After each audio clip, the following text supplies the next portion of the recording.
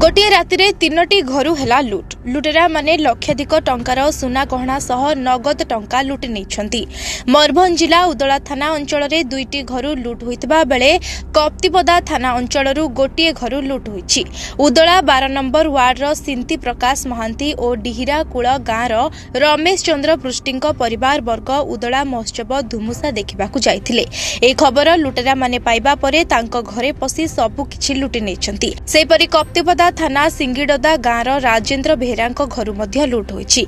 तीनोटी घरु 20 लाख अधिक टंकार सुना अलंकार एवं नगद लाखे टंकार अधिक सुना गहना लुटेरा माने लुट करी फेरार होई जाइछन्ति। 6टा टाइम रे मैं उदला जो महोत्सव थिला धुमसा महोत्सव सेठू देखिया पाई जाइथिले सब परिवार वर्ग।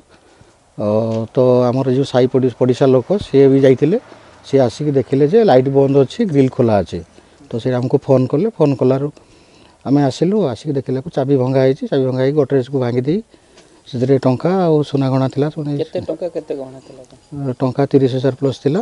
गहना सब मुदी कानफुल चेन लक्षाधिक टंकार गहना देखला आम थाना जाइलु। थाना जाई एफआईआर लॉन्च कलु। कलापर आज भी जाइलु।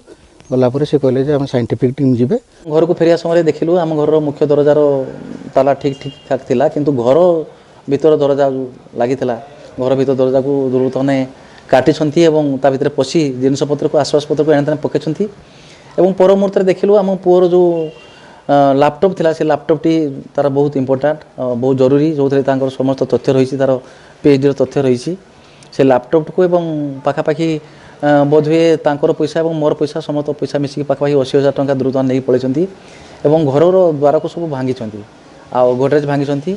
समस्तक घरु गोटे ढांचार लुट होइतिबारु एहा गोटे गैंग करिथिबा अनुमान करा जाउछि। महोत्सव देखिबाकू जाइथिबा खबर पाई सेमाने टार्गेट करी लुट करिथिबा कुहा जाइछि। लुट खबर कप्तिपदा पुलिस पाइबा परे तदंत आरंभ करिछि। मयूरभंजरु संजीव कुमार को रिपोर्ट, ओडिशा संवाद।